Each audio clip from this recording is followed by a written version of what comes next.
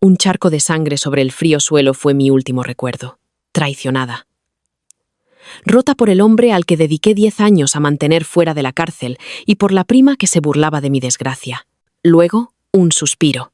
Mis pulmones se llenaron de un aire que olía a lirios caros. Parpadeé ante la luz cegadora de una boutique de novias. Allí estaba él, mi prometido, sonriendo. Y allí estaba ella, mirando mi diamante. Creían que estaban jugando conmigo. No sabían que el juego acababa de cambiar. La modista apretó los cordones del corsé y la compresión repentina me arrancó un suspiro entrecortado.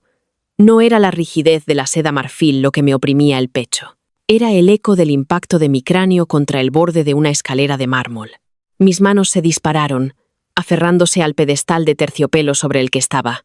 Mis dedos estaban tibios, intactos. No había sangre en mis yemas, ni un dolor agudo y cegador tras mis ojos. «Respira, Elena», dijo una voz arrastrada desde el sofá de cuero detrás de mí. «Actúas como si fueras a la guillotina, no al altar».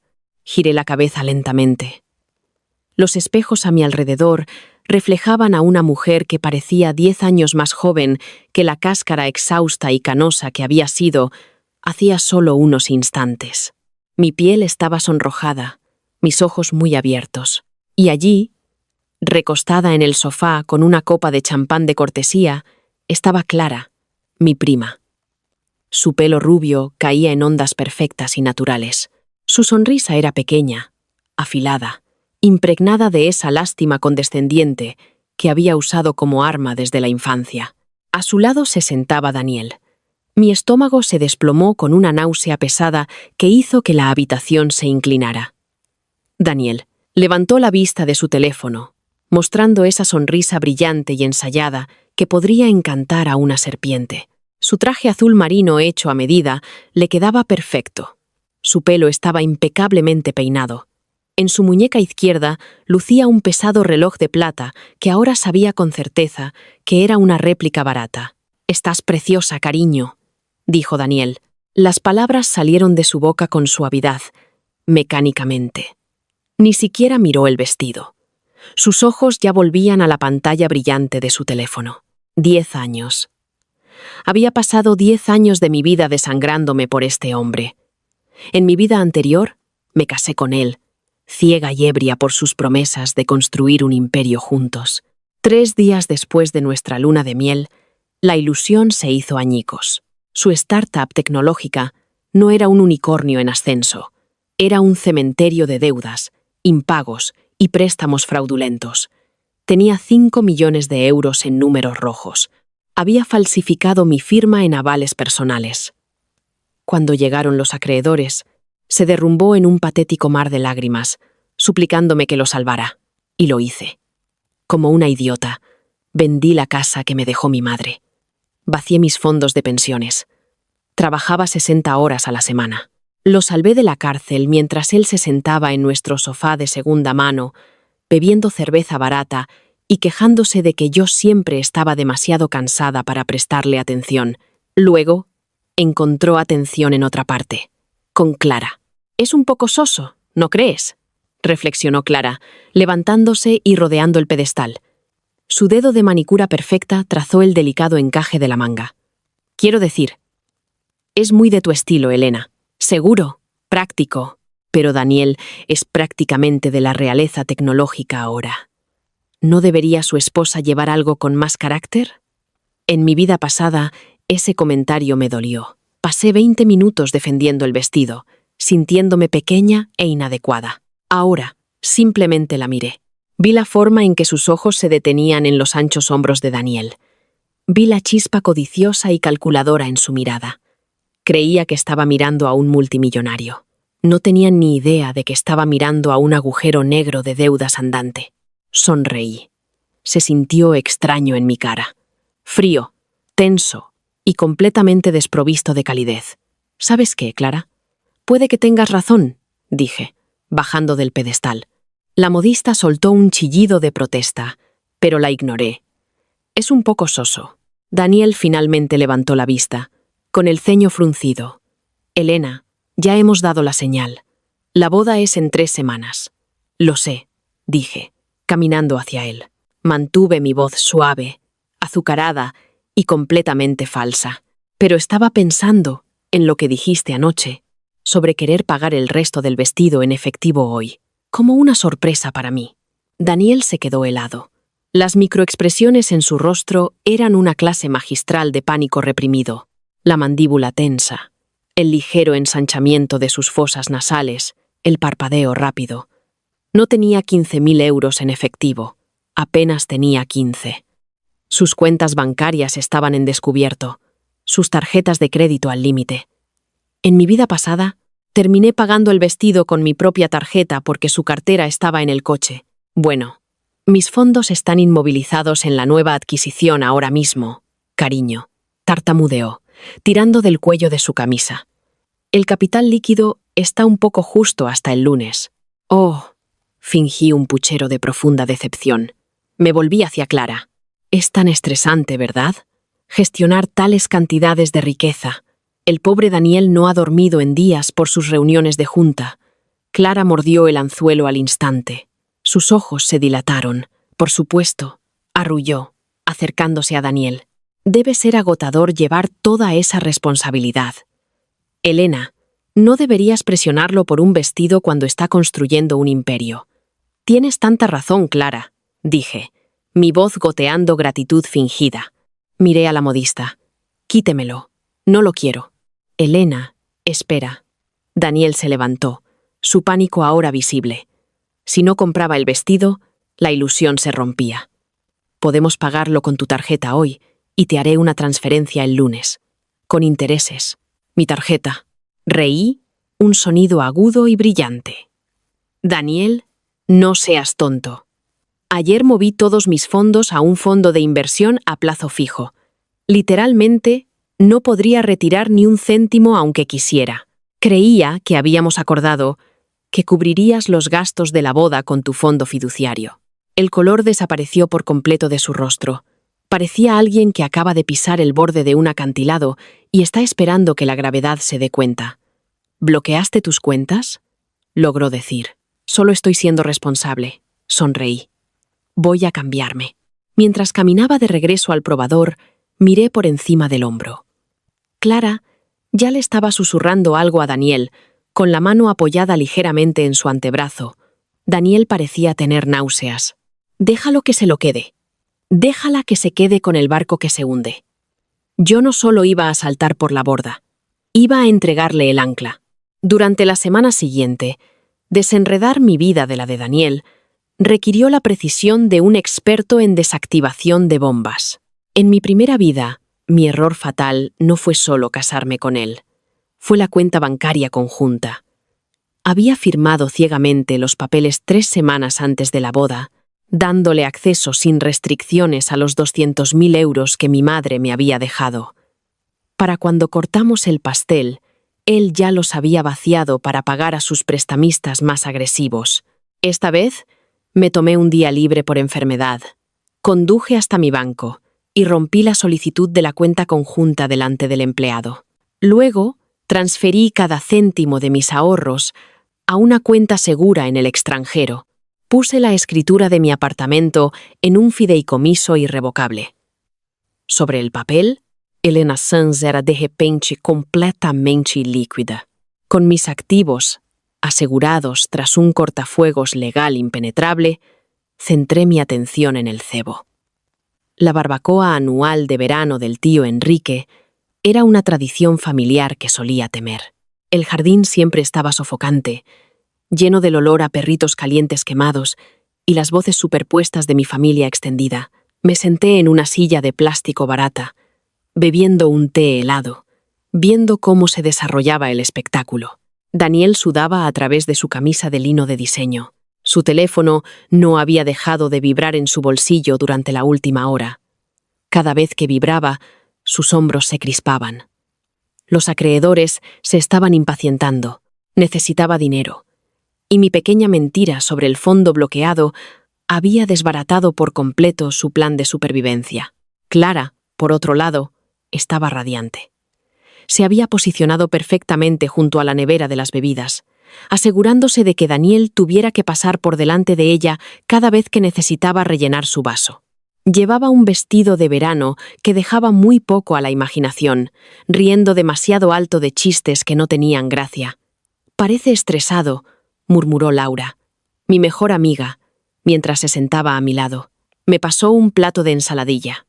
Laura era la única persona en mi vida que nunca se había creído el papel de Daniel.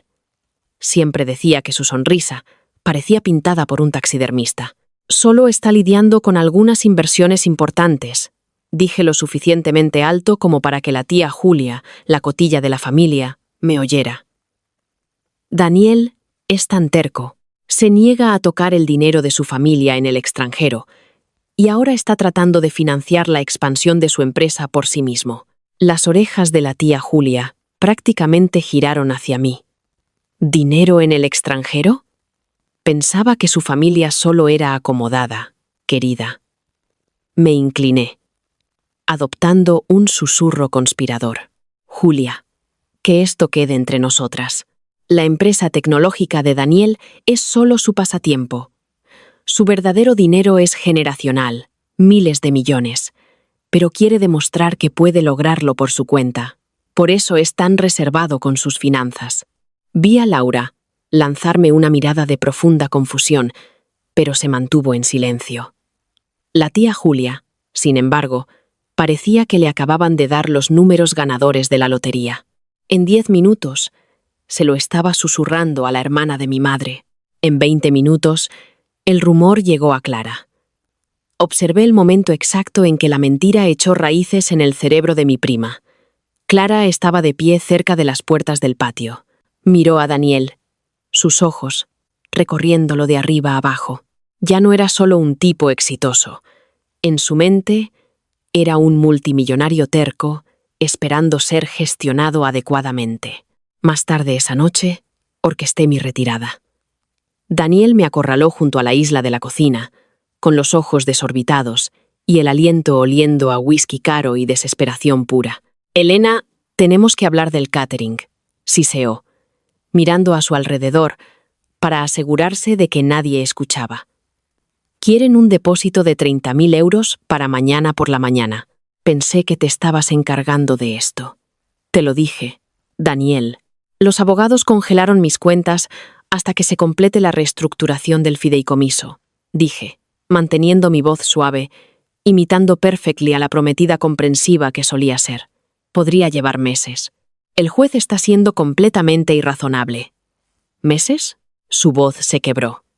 «Elena, tengo capital inmovilizado en la fusión. No puedo liquidar activos ahora mismo sin provocar una sanción fiscal masiva. Tienes que tener algo. Una tarjeta de crédito, una línea de crédito sobre tu apartamento». Lo miré, realmente lo miré. Este era el hombre que me había empujado por las escaleras cuando finalmente amenacé con ir a la policía por su fraude. Esta criatura sudorosa y patética. «Estoy al límite, cariño», susurré, acercándome para ajustarle suavemente el cuello de la camisa. «Pero eres un genio. Siempre encuentras una solución. ¿Por qué no pides un adelanto a tus inversores?» Se apartó de mi contacto, su frustración a punto de estallar. «No entiendes cómo funcionan los negocios, Elena. Nunca lo has hecho». «Lo siento», murmuré, bajando la mirada. «Soy tan inútil con el dinero». Me alejé, dejándolo hiperventilando junto al refrigerador. Salí al patio y miré mi reloj. 5, 4, 3, 2. Como un reloj, Clara entró en la cocina. Observé a través de la puerta de cristal cómo se acercaba a él. No podía oír las palabras, pero no lo necesitaba. Vi su mano presionar contra su pecho. Lo vi apoyarse en ella, buscando la validación que yo acababa de negarle. Clara sonrió, ofreciéndole una copa de vino, susurrando algo que hizo que su postura se relajara. Le estaba diciendo lo que él quería oír. Le estaba diciendo que lo entendía. Saqué mi teléfono del bolso y envié un mensaje de texto al investigador privado que había contratado hacía 3 días. «El objetivo está listo. Vigila su apartamento este fin de semana». Miré de nuevo a través del cristal. Clara se reía, echando el pelo hacia atrás. Daniel la miraba a los labios. Quédatelo, Clara. Rómpete con lo peor que me ha pasado en la vida. Para el jueves, la trampa estaba puesta, cargada y esperando un detonante. Daniel me llamó a las 8 de la mañana, con la voz ronca, interpretando perfectamente el papel de enfermo. Elena, me siento fatal. Es una migraña, quizás la gripe. No creo que pueda ir a la floristería hoy. Oh, no. Pobrecito, le dije al teléfono, poniendo los ojos en blanco hacia el techo de mi apartamento. ¿Quieres que vaya a verte? ¿Te preparo una sopa? No, dijo rápidamente, el pánico filtrándose a través de su falsa congestión. Solo necesito dormir. Estaré inconsciente todo el día. No te preocupes por mí. Vale. Bueno, tengo que ir a las afueras de todos modos para finalizar los detalles del lugar. Estaré fuera toda la tarde. Descansa. Colgué el teléfono e inmediatamente le envié un mensaje a Clara. Oye, Daniel está súper enfermo en su casa y tengo que salir de la ciudad por asuntos de la boda. Estoy tan preocupada por él. ¿Podrías ser un ángel y llevarle unos analgésicos y sopa a su apartamento? No debería estar solo. Su respuesta llegó 60 segundos después. Por supuesto, Elena. Lo que sea por la familia. Iré en 1 hora. Lancé mi teléfono sobre la cama y empecé a vestirme. Elegí un atuendo con cuidado. Un vestido azul pálido, modesto, inocente. El tipo de vestido que llevaría una novia desconsolada y desprevenida. Me recogí el pelo en una simple cola de caballo. Necesitaba parecer frágil. A las 11 de la mañana, mi investigador privado me envió una sola fotografía. Era Clara, con una gabardina y tacones de aguja, entrando en el edificio de Daniel. Les di exactamente 45 minutos, tiempo suficiente para que la sopa fuera olvidada, tiempo suficiente para que la ropa se quitara. A las 11:45, estaba fuera del lujoso edificio de apartamentos de Daniel. A mi lado estaba Laura, con los brazos cruzados a la defensiva, y Beatriz, la madre de Daniel. Traer a Beatriz aquí había sido un golpe de genio. Era una mujer altiva y sentenciosa que siempre me había considerado muy por debajo de su hijo. La había llamado llorando, diciendo que estaba aterrorizada de que Daniel estuviera teniendo una emergencia médica porque no respondía a su teléfono, y le rogué que se reuniera conmigo allí con su llave de repuesto. Esto es ridículo, Elena, suspiró Beatriz, golpeando sus caros zapatos de cuero en el pavimento. Daniel solo está agotado. Trabaja demasiado. Estás siendo histérica. Simplemente tengo un mal presentimiento. Beatriz, gemí, aferrando mi bolso a mi pecho. Por favor, solo comprobemos cómo está. Laura me lanzó una mirada de compasión. Es mejor prevenir, Elena. Beatriz resopló y entró en el edificio, pasando su tarjeta. Subimos en el ascensor en silencio. Las pesadas puertas pulidas se abrieron en el piso del ático, un ático que Daniel pagaba con dinero que no tenía. Beatriz introdujo su llave en la cerradura y abrió la pesada puerta de roble. El apartamento estaba en completo silencio. Daniel, llamó Beatriz, su voz resonando en el salón minimalista y escasamente amueblado. No hubo respuesta. Entré detrás de ella, mi corazón latiendo a un ritmo lento y constante. No por miedo, sino por pura y absoluta anticipación. Caminamos por el pasillo hacia el dormitorio principal. La puerta estaba ligeramente entreabierta. Desde dentro, un sonido suave e inconfundible rompió el silencio. Un jadeo, un gemido bajo. Beatriz se congeló, su mano suspendida sobre el pomo de la puerta.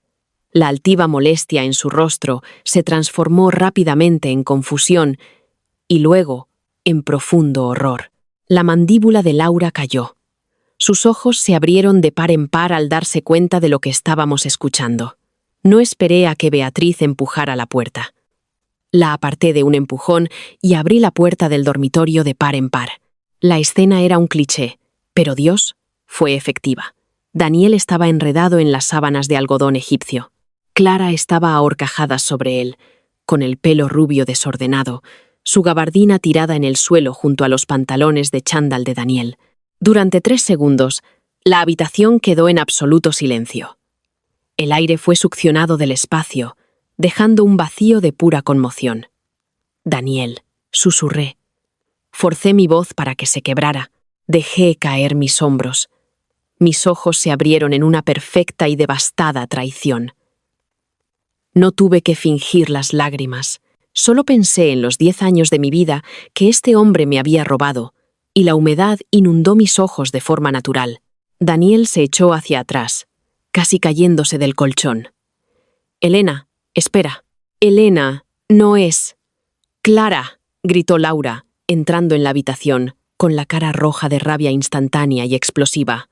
«¡Zorra asquerosa!». Clara chilló, subiéndose el edredón hasta el pecho. Sus ojos se movían entre mí, Laura y Beatriz.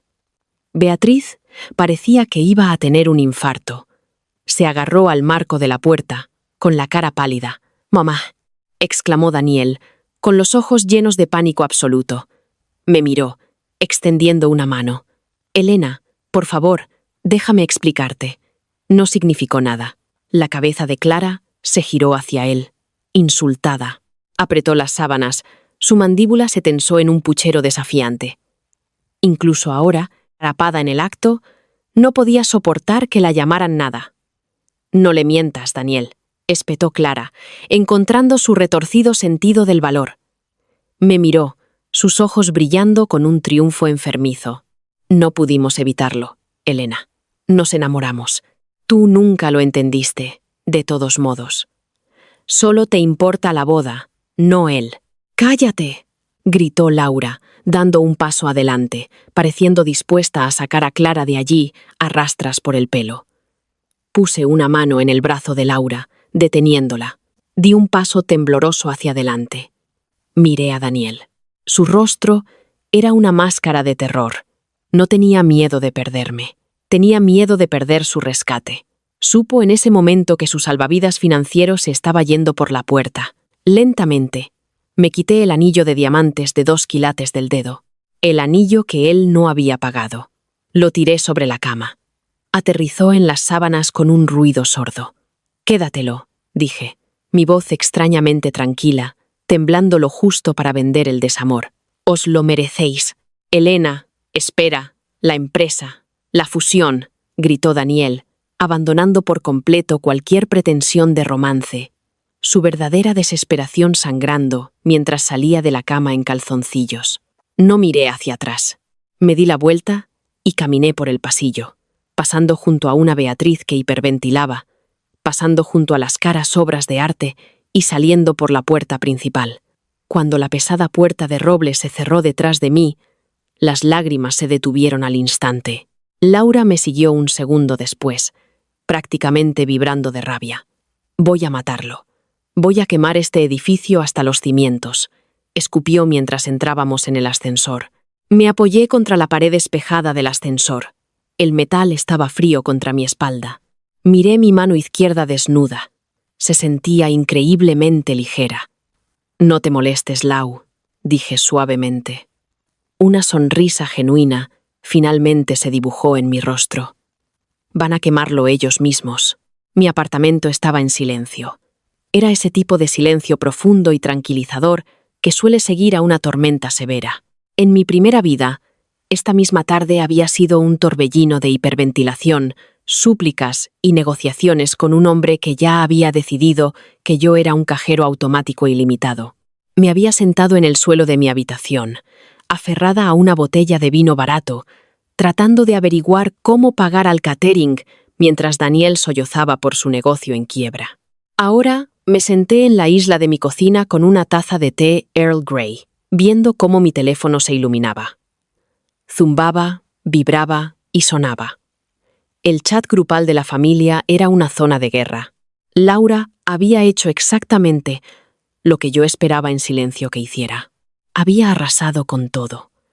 A los 20 minutos de salir del apartamento de Daniel, había enviado un resumen muy edulcorado, pero innegablemente explosivo, de lo que habíamos encontrado a la tía Julia.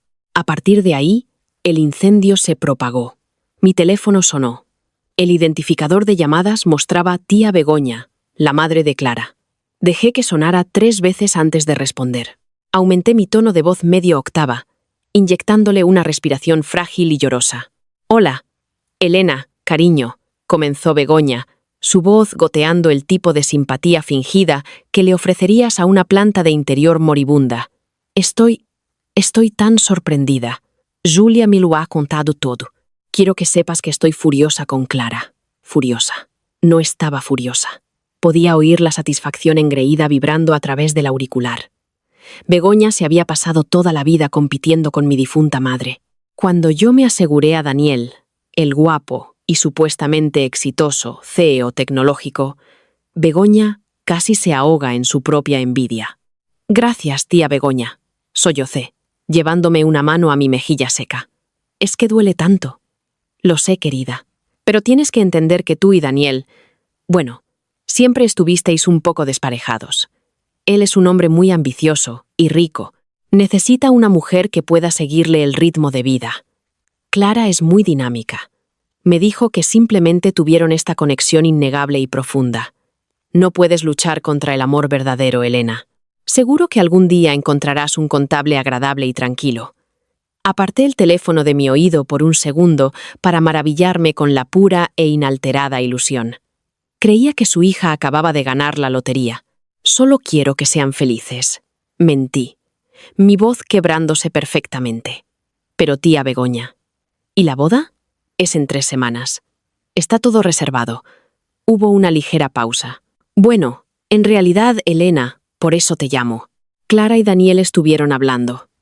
Como el lugar está pagado y las señales están dadas, pensaron, bueno, sería una pena desperdiciarlo. «Clara está dispuesta a ocupar tu lugar. Quieren mantener la fecha». Mi corazón dio un lento y pesado latido de victoria. «Quédate con la fecha», susurré, interpretando a la víctima devastada. «Pero es mi boda. Es solo una fiesta, Elena», dijo Begoña, su tono endureciéndose. «Y, francamente, la familia de Daniel está pagando la mayor parte, ¿no? Es lo justo». «Oh, de verdad se lo creían». «Tienes razón», capitulé suavemente. «Que la tengan. Le enviaré a Daniel los contratos de los proveedores hoy mismo. Solo quiero lavarme las manos de todo esto». Colgué antes de que pudiera decir otra palabra. En el momento en que terminó la llamada, mi postura se enderezó. La chica frágil desapareció. Abrí mi portátil. En mi pantalla había una carpeta meticulosamente organizada con cada uno de los contratos de los proveedores de la boda. El club de campo, el florista, el catering, la banda de 10 músicos, coste total 120.000 euros. En mi vida pasada, yo había firmado esos contratos. Había vaciado mis ahorros para pagar los depósitos no reembolsables del 50%. Esta vez, había hecho las cosas de otra manera. Pocos días después de despertar en aquella boutique, tuvimos la reunión final con la organizadora de bodas. Yo, convenientemente, olvidé mi DNI y mi talonario. Me había reído, actuado avergonzada y mirado a Daniel con ojos grandes y adoradores. «Tú eres el CEO rico, cariño. Pon tu nombre por ahora y te lo devolveré cuando el fondo me pague». Su frágil ego masculino, especialmente frente a una atractiva organizadora de bodas, no pudo soportar decir que no. Había firmado cada una de las líneas. Había utilizado una tarjeta de crédito corporativa de su empresa en quiebra para pagar los 60.000 euros en depósitos. Una tarjeta que yo sabía a ciencia cierta que estaba siendo investigada por gastos fraudulentos. Resalté todos los PDF, los adjunté a un correo electrónico dirigido a Daniel y puse en copia a Clara. Asunto: contratos de proveedores y saldos finales. Mensaje: como se habló con Begoña, os transfiero la boda a ambos. Tened en cuenta que el saldo restante de 60.000 euros debe abonarse a los proveedores en 5 días. Como mi nombre no figura en ninguno de estos contratos, toda la responsabilidad recae en Daniel. Que tengáis una vida hermosa. Le di a enviar. 10 minutos después, mi teléfono volvió a sonar. Era Daniel. Lo silencié. Volvió a llamar. Y otra vez. A la 4ª llamada, dejó un mensaje de voz. Lo puse en altavoz, dejando que su voz de pánico llenara mi cocina. «Elena, coge el maldito teléfono». «¿Qué es esto?». Dijiste que transferirías fondos de tu fideicomiso para cubrir los saldos restantes. No tengo 60.000 líquidos ahora mismo. Las cuentas de la empresa están congeladas por la auditoría. Tienes que llamar al lugar y cancelar. Recuperar mis depósitos. Elena, por favor, coge el teléfono. Borré el mensaje de voz. Si cancelaba ahora, perdería por completo el depósito de 60.000 euros. Un depósito que había sacado ilegalmente de los fondos de sus inversores. Si seguía adelante, tenía que conseguir otros 60.000 euros que no tenía. Estaba atrapado, y Clara, codiciosa y desesperada, era quien mantenía cerrada la jaula. Para el lunes, la narrativa había cambiado por completo. Clara era una maestra de la guerra en las redes sociales. No publicó una confesión directa del romance. En su lugar, publicó una foto meticulosamente seleccionada de 2 copas de champán chocando frente a un fondo borroso que se parecía sospechosamente al ático de Daniel. Pie de foto. A veces, el universo tiene que romper tus planes para entregarte tu destino. Brindo por los comienzos inesperados y por el hombre que me hace sentir como una reina. Nuevo capítulo, Almas Gemelas. Laura me envió una captura de pantalla de la publicación con una serie de emojis de vómito. Laura, voy a comprar un bate de béisbol. No estoy bromeando, Elena. Dame la orden. Elena, ahórrate el dinero. Los bates ya están en movimiento. Fui a trabajar esa mañana sintiéndome más ligera que en una década. Era analista financiera senior en una empresa de tamaño mediano. No era glamuroso, pero era buena en ello. En mi vida pasada, mi carrera se había hundido porque constantemente salía temprano para sacar a Daniel de la cárcel o falsificaba frenéticamente hojas de cálculo financieras para apaciguar a sus inversores enfadados. Ahora, me sentaba en mi escritorio, me sumergía en las proyecciones trimestrales y prosperaba. La monótona realidad de las fórmulas de las hojas de cálculo y las tablas dinámicas era hermosa. Estaba limpia. Tenía sentido. A las 12:30, la recepcionista me llamó. Elena, hay un tal Daniel aquí para verte. Dice que es una emergencia. Suspiré, guardando mi trabajo. Dile que baje al vestíbulo. Estaré allí, en 1 minuto. Me tomé mi tiempo para caminar hacia el ascensor. Cuando las puertas se abrieron al vestíbulo acristalado, casi no lo reconocí. Daniel caminaba de un lado a otro cerca de las puertas principales. Llevaba el mismo traje de diseño que había usado en la tienda de novias, pero ahora se veía diferente. La chaqueta estaba arrugada, su corbata estaba floja, no se había afeitado, y la piel bajo sus ojos estaba amoratada por el agotamiento. Parecía un hombre que no había dormido en 72 horas. Dejó de caminar cuando me vio. Se apresuró hacia adelante, comprobando su entorno para asegurarse de que nadie estuviera lo suficientemente cerca como para oír. Elena respiró, tratando de tomar mi brazo. Di un paso atrás, fuera de su alcance. Mantén tus manos para ti, Daniel. Bajó la mano, pareciendo genuinamente herido. Sé que estás enfadada. Sé que lo que hice fue imperdonable. Estaba estresado. La fusión, la junta. Clara simplemente estaba allí. Fue un error. No parecía un error, dije suavemente. Parecía un martes por la tarde. Se estremeció. Escúchame. Necesito tu ayuda. Solo una última vez. Tienes que descongelar tu fondo fiduciario. Tienes que pagar el saldo del lugar. Me crucé de brazos. ¿Por qué? Ya no es mi boda. La madre de Clara lo dejó muy claro. Porque Clara no lo deja pasar, siseó Daniel, su voz quebrándose con histeria. Le está diciendo a todo el mundo que nos casamos el 24. Lo ha publicado. Mi madre está encantada, porque cree que Clara es mejor para mi imagen. Si cancelo la boda ahora, todo el mundo se enterará. ¿Enterarse de qué, Daniel? Incliné la cabeza, fingiendo inocencia. De que no tienes dinero. Apretó la mandíbula con tanta fuerza que pensé que se le podría romper un diente. Tengo dinero. Solo está inmovilizado en activos no líquidos. Claro, los miles de millones. Asentí lentamente. Bueno, simplemente pide un préstamo a corto plazo contra tus activos no líquidos. Eres un genio. ¿Recuerdas? Encontrarás una solución. No puedo, susurró, mirando al suelo. La admisión le causó un dolor físico. Mi crédito está por los suelos. Los inversores están auditando los libros de la empresa. Si ven que saqué 60.000 para un lugar de bodas, van a llamar a la UDEF, Elena.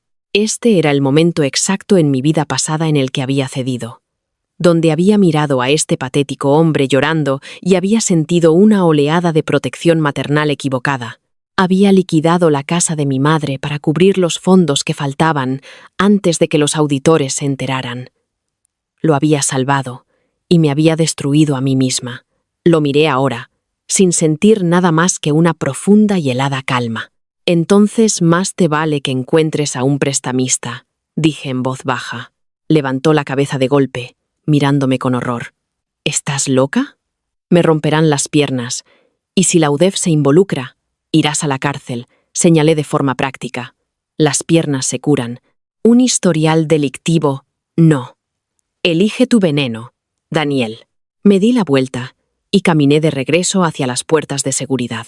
Elena, gritó. Pasé 3 años contigo. Me lo debes. Me detuve, mirando por encima del hombro. Dejé el diamante de 2 kilos en tu cama. Empeñalo. Eso debería cubrir el catering. Pasé mi tarjeta y dejé que las puertas de cristal se cerraran detrás de mí, cortando por completo el último lazo que tenía con un hombre que se ahogaba. Sabía exactamente lo que haría. Daniel era un narcisista de primer orden. Preferiría arriesgar su vida con prestamistas clandestinos que admitir ante Clara, su madre y el mundo que era un fraude. Iba a pedir el dinero prestado. Iba a doblar la apuesta. Las siguientes 2 semanas fueron una clase magistral de autodestrucción a cámara lenta. Clara, completamente intoxicada por su nuevo estatus como futura esposa de un multimillonario tecnológico, se volvió completamente desquiciada. Secuestró cada uno de los planes que yo había hecho y multiplicó el coste. Según la tía Julia, que actualmente servía como la espía no remunerada más fiable de la familia, Clara había exigido que el florista mejorara los centros de mesa de hortensias locales a orquídeas blancas importadas. Insistió en un pastel de 6 pisos, envuelto en pan de oro comestible.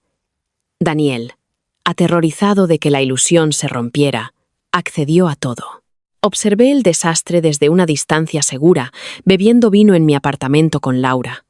Fue a la boutique de novias hoy, dijo Laura, desplazándose por las historias de Instagram de Clara.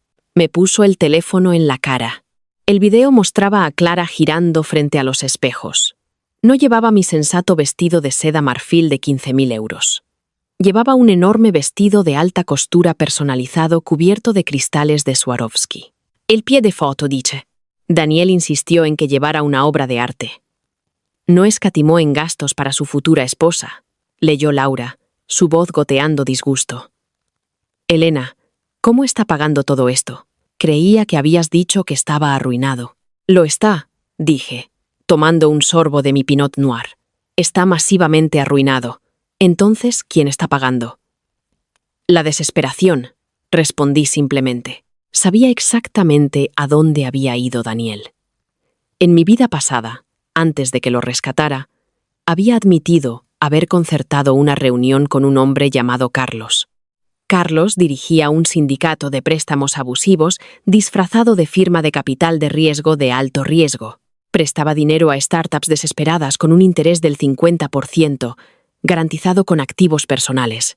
Si no pagabas, Carlos no te enviaba a una agencia de cobros. Enviaba hombres a tu casa para quitarte las llaves de tu coche, tu casa o cualquier otra cosa que consideraran valiosa. Daniel había empeñado su alma para mantener a Clara sonriendo. La primera grieta real en la fachada ocurrió en la cena de ensayo. Yo no estaba allí, por supuesto, pero Laura sí. Asistió puramente como observadora hostil, afirmando que necesitaba documentar el desastre por mi cordura. Me envió mensajes de texto en directo durante toda la noche. Laura, 19:30. La cena es en ese asador súper caro del centro. Daniel parece que tiene malaria. Está sudando a través de la camisa. Laura, 20:15. Clara es insufrible. No para de referirse a sí misma como la primera dama de la tecnología. Alguien necesita empujarla al tanque de las langostas. Laura 2100. Joder, Elena, llámame ahora mismo. Marqué su número al instante. Respondió al primer tono. El ruido de fondo de copas chocando y conversaciones fuertes se amortiguó como si estuviera escondida en un cubículo del baño. ¿Qué ha pasado?, pregunté, sentándome en mi sofá. Llegó la cuenta, susurró Laura frenéticamente. Eran como 4.000 euros. Barra libre, carne de wagyu, todo. Daniel le dio al camarero una tarjeta American Express negra. Parecía tan engreído. Y 10 minutos después, vino el gerente. ¿No el camarero? Era el gerente. Se inclinó y le susurró algo a Daniel. La cara de Daniel se puso del color del cemento mojado. Empezó a palparse los bolsillos, discutiendo con el gerente. Sonreí en la oscuridad de mi salón. Rechazada, violentamente rechazada. Laura se rió, un sonido agudo y vengativo. El gerente dijo que la tarjeta había sido marcada por fraude y confiscada por el banco. Clara parecía que quería evaporarse. Empezó a preguntarle a Daniel qué pasaba, pero él solo seguía diciendo que era un error del banco, un problema de activos congelados. ¿Quién pagó? La tía Begoña, dijo Laura, y casi pude oírla sonreír. Tuvo que pagar los 4.000 con su tarjeta. Parecía que iba a vomitar. Daniel juró que le transferiría el dinero el lunes, pero a Begoña le temblaba un ojo. Creo que está empezando a darse cuenta. Todavía no, murmuré. Begoña desea demasiado la fantasía del multimillonario como para que una tarjeta rechazada la arruine. Lo racionalizará. ¿Y el anillo? Oh, Dios, el anillo, suspiró Laura. Lleva el que dejaste. Pero Elena estaba sentada a su lado cuando lo agitaba. Conozco de joyas. Mi padre era joyero. Lo sé. La piedra central es turbia y la montura es barata. No es un diamante de 2 quilates. Es moisanita muy barata. Cerré los ojos, dejando escapar una suave risa. En mi vida pasada, no había mirado el anillo con demasiada atención. Confiaba en él. Pero después de que su ruina financiera saliera a la luz, lo llevé a un tasador, con la esperanza de venderlo para pagar sus deudas. El tasador se rió de mí y me echó de la tienda. Daniel nunca me había comprado un diamante. Había comprado una réplica de 300 euros y se había embolsado la diferencia del préstamo que pidió para comprarlo. No digas ni una palabra, Laura, le advertí. Deja que lleve el cristal falso. Deja que se lo enseñe a todo el mundo. Mis labios están sellados, prometió Laura. Mañana es la boda. Va a ser un baño de sangre. Duerme un poco, le dije. Necesitarás tu energía para el espectáculo. Colgué el teléfono y caminé hacia mi ventana, contemplando el horizonte de la ciudad. Mañana, Daniel y Clara se pararían frente a 200 personas y se prometerían sus vidas sobre una base construida enteramente sobre arenas movedizas. El lugar requería el pago final de 60.000 euros a las 9 de la mañana del día del evento. Sabía con absoluta certeza que Daniel había pedido prestado ese dinero a Carlos. Le había entregado a un hombre peligroso las llaves de un reino que no poseía. No sentí pena por él. No sentí pena por Clara. Pensaban que me habían robado mi felices para siempre. No se dieron cuenta de que acababan de ofrecerse como voluntarios para cumplir mi condena en prisión. El sábado llegó con una humedad pesada y sofocante que cubrió la ciudad con una densa neblina. Era el tipo de clima que arruinaba los peinados y hacía que la seda se pegara a la piel. Objetivamente, era un día terrible para una ceremonia de boda al aire libre. No asistí. En su lugar, reservé un masaje de tejido profundo de 90 minutos en un spa aislado al otro lado de la ciudad. Mientras Clara presumiblemente hiperventilaba por los arreglos florales marchitos, yo estaba boca abajo en una camilla caliente, escuchando los relajantes sonidos de flautas de pan y agua corriendo. El nudo en mi hombro izquierdo, una manifestación física del estrés que había cargado durante los últimos 10 años, finalmente se disolvió bajo los pulgares de la masajista. Para cuando salí al vestíbulo envuelta en un albornoz de felpa con una taza de agua de pepino, me sentí renacida. Verdaderamente, físicamente renacida. Revisé mi teléfono. Tenía 47 mensajes de texto sin leer y 3 llamadas de FaceTime perdidas de Laura. Me senté en una chaise longue de terciopelo en la sala de silencio del spa y marqué su número. Respondió antes de que terminara el primer tono. «Te perdiste la ceremonia», prácticamente chilló Laura, su voz un susurro frenético y apresurado. Supongo que dijeron «sí, quiero», considerando la falta de sirenas, respondí, tomando un sorbo lento de mi agua. «Oh, lo hicieron, pero Elena, fue horrible». El césped del club de campo era como un pantano. El vestido de Clara es tan pesado que literalmente dejó una zanja en el barro al caminar por el pasillo. Parecía miserable. Y Daniel... Laura soltó una risa aguda y entrecortada. Estaba temblando, como vibrando visiblemente. Cuando el cura pidió los anillos, se le cayeron y la cosa de cristal barata se perdió en la hierba. Su padrino tardó 2 minutos en encontrarla. «Nervios», dije suavemente. «Está tan enamorado. Parecía que iba a la silla eléctrica. Ahora están legalmente casados». Firmó la licencia justo después. Bien. La palabra supo dulce. Legalmente casados. En este estado, eso significaba responsabilidad conyugal. Las cadenas invisibles que yo había llevado durante una década estaban ahora firmemente cerradas alrededor de las muñecas de Clara. «¿Dónde estás ahora?» «Salón de baile. Recepción», informó Laura. «El aire acondicionado está a tope, gracias a Dios». Clara le está gritando a la coordinadora de la boda porque el pan de oro del pastel se está despegando por la humedad. La tía Begoña está sentada en la mesa 4, contándole a todo el que quiera escuchar sobre el imaginario imperio tecnológico de 1.000 millones de euros de Daniel.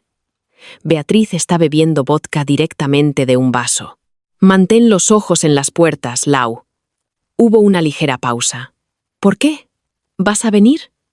«No», dije. Una lenta sonrisa extendiéndose por mi rostro. «Pero alguien más lo hará». La verdadera belleza de los prestamistas abusivos es su absoluto desprecio por la etiqueta social. A Carlos, el banquero en la sombra al que Daniel había pedido los 60.000, no le importaba la santidad de un día de boda. Le importaba su garantía. Y Daniel, en su pánico ciego por asegurar el dinero, había hecho lo único que Carlos prohibía expresamente. Había mentido sobre sus activos. Daniel había utilizado la propiedad intelectual de su empresa tecnológica como garantía para el préstamo. Convenientemente, olvidó mencionar que la UDEF había congelado esos mismos activos a la espera de una investigación masiva por fraude. Cuando los hombres de Carlos hicieron su verificación de antecedentes rutinaria sobre la garantía el viernes por la tarde, habrían encontrado una bóveda cerrada que no contenía absolutamente nada. Daniel no solo les debía dinero, había insultado su inteligencia. «Espera, Elena», murmuró Laura por teléfono, el ruido de fondo de la recepción disminuyendo de repente.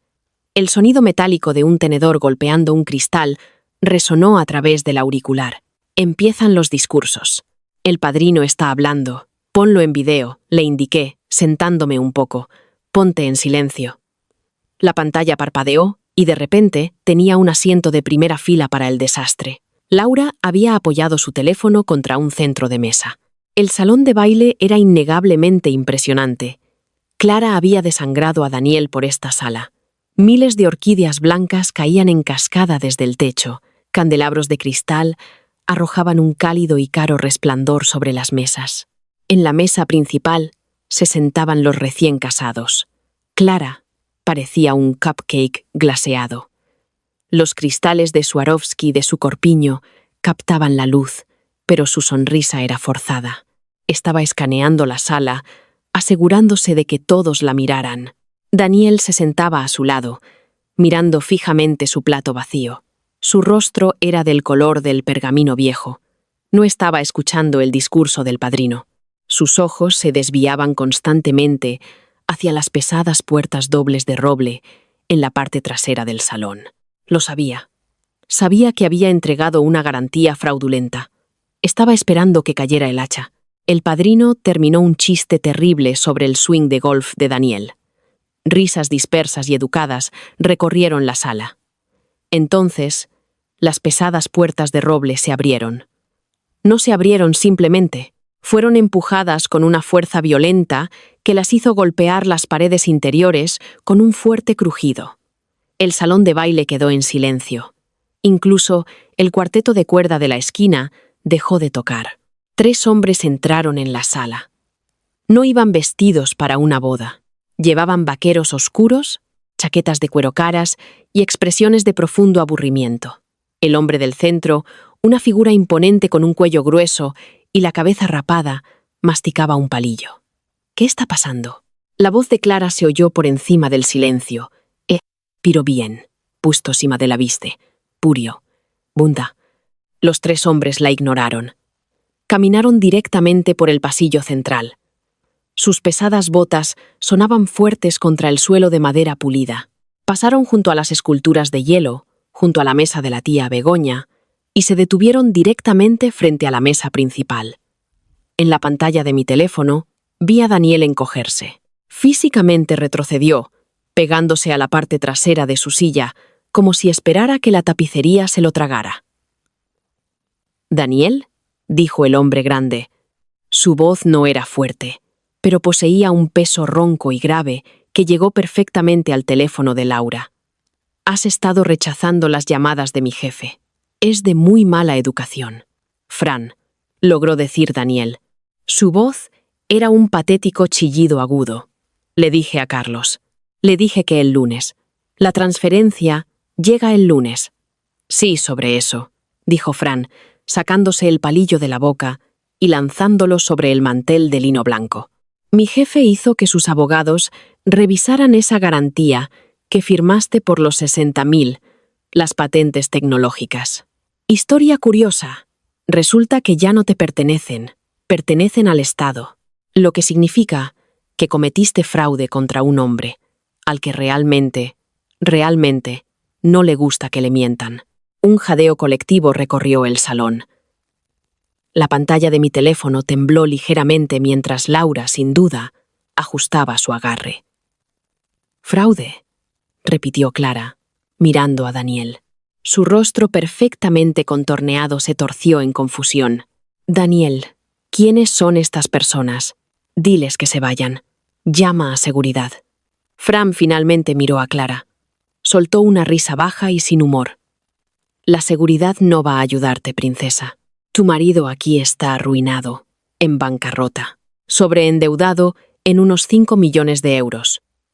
La única razón por la que pudo pagar esas bonitas flores es porque nos pidió prestado ayer». «Eso es mentira», chilló la tía Begoña desde la mesa 4, levantándose tan rápido que su silla se volcó hacia atrás. «Es multimillonario. Están arruinando la boda de mi hija». Fran giró su enorme cabeza hacia Begoña. «Señora, lo único en lo que este tipo es multimillonario es en deudas. Dirige un esquema Ponzi y la UDEF ya está precintando su oficina». La ilusión no solo se hizo añicos, se pulverizó. Fue una hermosa y caótica implosión. A través de la pantalla, observé 10 años de mi propio sufrimiento validarse en tiempo real. Daniel no se defendió, no se levantó. Enterró la cara entre las manos, sus hombros temblando mientras un patético sollozo ahogado escapaba de su garganta. Era el mismo sonido que había hecho cuando lo sorprendí, falsificando mi firma. Era el sonido de un cobarde que finalmente se había quedado sin escapatoria. Clara parecía como si le hubiera caído un rayo. Miró a Daniel, sus manos temblando. «Daniel, diles que están mintiendo. Diles ahora mismo». Él solo siguió sollozando entre sus manos. «Oh, Dios mío», jadeó Beatriz desde la mesa de al lado, agarrándose las perlas. «Daniel, ¿qué has hecho?» «Lo que ha hecho», dijo Fran, acercándose a la mesa, «es ponerse en una posición muy mala. Ahora mi jefe quiere su dinero de vuelta. Hoy, como el dinero está actualmente en la cuenta bancaria del club de campo, necesitamos una garantía». Fran se estiró sobre la mesa. Con una velocidad sorprendente, agarró la muñeca de Daniel, apartando su mano de su cara. Daniel soltó un grito de dolor. Fran desabrochó el pesado reloj de plata de imitación de la muñeca de Daniel. Falso, gruñó Fran, tirando el reloj al suelo. Basura. Dirigió su mirada a Clara, específicamente a su mano izquierda, que se aferraba al borde de la mesa. Los ojos de Clara se abrieron de par en par cuando Fran se acercó a ella. «No me toques. Esto es un diamante de 2 quilates. Vale 30.000 euros», gritó, llevándose la mano al pecho. «A ver», exigió Fran, extendiendo su enorme palma. «No. Daniel, haz algo», gimió Clara, mirando desesperadamente al hombre que le había robado. El hombre que se suponía que era su billete de oro. Daniel simplemente se quedó allí, llorando en silencio, inútilmente. Fran no esperó. Agarró la muñeca de Clara. Ella chilló, luchando, pero era una muñeca en su agarre. Le arrancó el anillo del dedo. Lo sostuvo a la luz del candelabro de cristal, entrecerrando los ojos. No necesitaba una lupa. Un hombre que trata con garantías de alta gama reconoce el cristal cuando lo ve. Fran echó la cabeza hacia atrás y se rió. Fue un sonido cruel y estruendoso que resonó en los altos techos. ¿30.000? Fran se secó una lágrima del ojo. Cariño, esto es moisanita y es un mal corte. Podrías comprar esto en un kiosco de centro comercial por 300 euros. Te ha engañado. Lanzó el anillo. Rebotó en la clavícula de Clara y aterrizó directamente en su porción a medio comer del pastel de bodas de pan de oro. Clara se quedó mirando el anillo en el glaseado. El color desapareció por completo de su rostro. Su pecho se agitaba. La revelación la golpeó con la fuerza de un tren de mercancías. No había multimillonario, no había imperio, no había estatus. Solo había un fraude patético y llorón. Y acababa de encadenarse legalmente a él hacía una hora. «No», susurró Clara, su voz quebrándose. «No, no, no», se volvió hacia Daniel, su dolor transformándose instantáneamente en pura rabia salvaje. Agarró la copa de champán que tenía delante y se la arrojó. El cristal se hizo añicos contra su hombro, bañándolo en alcohol caro. «Me mentiste», gritó, su voz desgarrándose. «Arruinaste mi vida. Te odio». El salón de baile estalló en un caos puro. La tía Begoña le gritaba a Beatriz. Beatriz le gritaba de vuelta, culpando a Clara por seducir a su hijo. El padrino se alejaba silenciosamente de la mesa, tratando claramente de escabullirse por una puerta lateral. Los invitados sacaban sus teléfonos, grabando el espectáculo. Fran golpeó la mesa para llamar la atención de Daniel por encima del ruido. «Nos llevamos el Bentley que alquilaste ahí fuera. Considéralo un anticipo de los intereses. Tienes 48 horas para encontrar los 60.000, Daniel. O la próxima vez no vendremos a una fiesta. Iremos a tu casa». Fran se dio la vuelta y caminó de regreso por el pasillo, sus 2 hombres siguiéndole. En el momento en que las puertas se cerraron, el gerente del club de campo se apresuró al frente, flanqueado por guardias de seguridad. «Lo siento», gritó el gerente por encima de los parientes que gritaban. «Pero dada la interrupción y las acusaciones de fraude con respecto al pago, tengo que pedirles a todos que abandonen las instalaciones de inmediato. El evento está cancelado». «¿Cancelado?», gimió Clara, cayendo de rodillas con su pesado vestido manchado de barro, los cristales de Swarovski clavándose en el suelo. Parecía una muñeca de porcelana rota. «Pero esta es mi boda». Vi a Daniel deslizarse de su silla y caer al suelo junto a ella, no para consolarla, sino para esconderse. Toqué la pantalla, reactivando el sonido. «Laura», dije suavemente. La cámara se sacudió cuando Laura cogió el teléfono. Su rostro apareció en la pantalla. Sonreía tanto que parecía que le dolían las mejillas. «Dime que viste todo eso». «Cada segundo», dije, reclinándome en los mullidos cojines de la tumbona del spa. «Creo que el espectáculo ha terminado. Vete a casa, Lau. Deja que limpien su propio desastre». «Con mucho gusto», sonrió, girando la cámara una última vez para mostrar a Clara sollozando sobre las ruinas de su vestido mientras la tía Begoña intentaba frenéticamente protegerla de las cámaras de los teléfonos de los invitados. «Nos vemos para el brunch mañana, L. Yo invito a las bebidas. Terminé la llamada. La sala de silencio del spa volvió a estar completamente en silencio. Cerré los ojos, respiré profundamente el aire con aroma a lavanda y dejé escapar una larga y lenta exhalación. El peso fantasma que había llevado desde que me desperté en esa boutique de novias desapareció por completo. Era libre. La destrucción de una vida no siempre ocurre en una única y ardiente explosión. A veces, es una podredumbre lenta y agónica. 72 horas después del desastre del club de campo, el gobierno finalmente hizo su movimiento. La UDEF, alertada por inversores enfadados y probablemente un prestamista muy molesto, registró la oficina de Daniel en el centro. Confiscaron servidores, discos duros y cajas de documentos financieros falsificados. Daniel fue arrestado en su ático un martes por la mañana.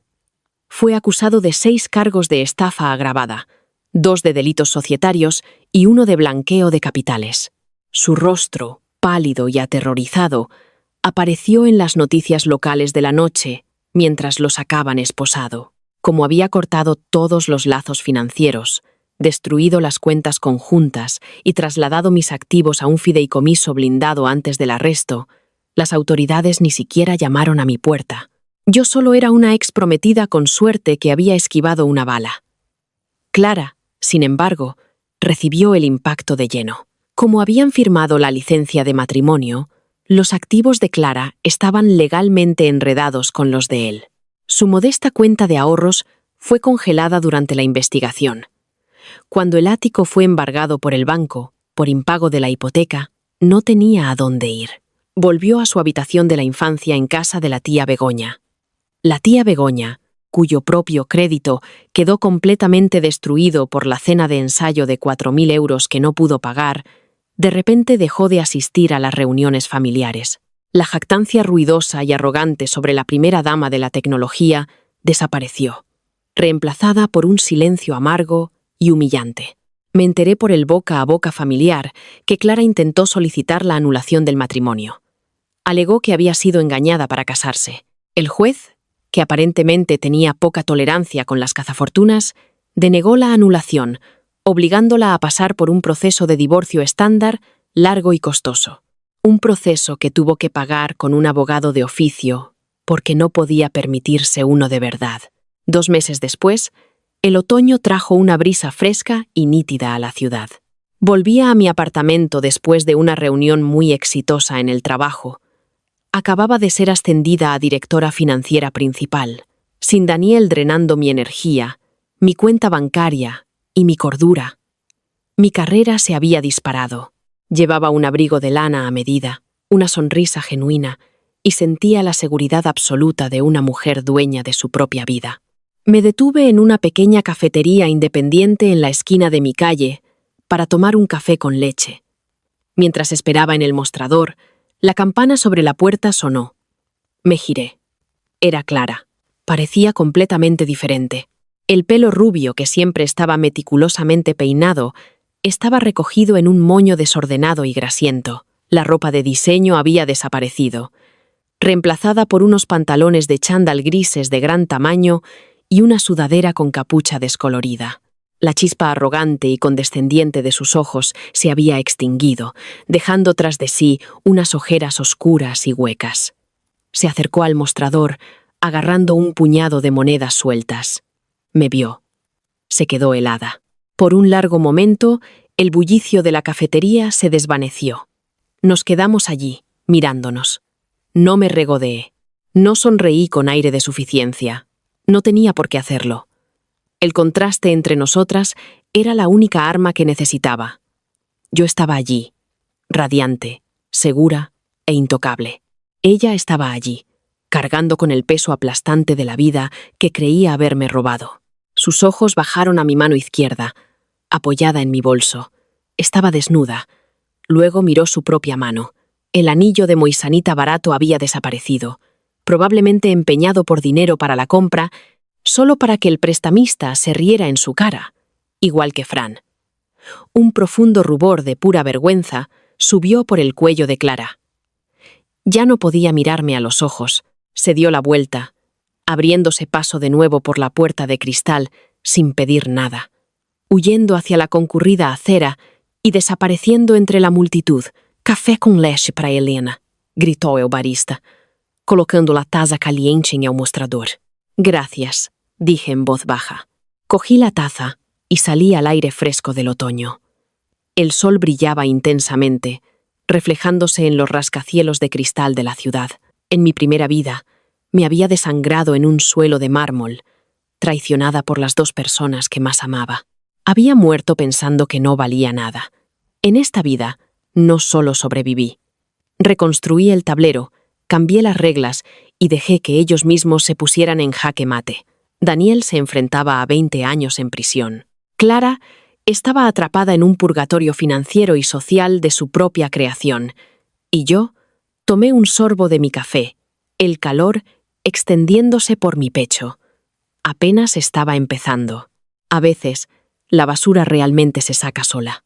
Helena demostró que la mejor venganza no es gritar ni pelear. Es quitar silenciosamente tu red de seguridad y verlos caer. Daniel y Clara querían la corona, pero no podían soportar el peso. Si te ha encantado ver este derribo kármico definitivo, dale al botón de me gusta. ¿Quién crees que lo pasó peor? ¿Daniel esposado o la humillación pública de Clara? Cuéntanoslo en los comentarios. Comparte esta historia con cualquiera que necesite una clase magistral sobre cómo valorar su propio valor. Y asegúrate de suscribirte para no perderte nunca una dosis de dulce y satisfactoria justicia.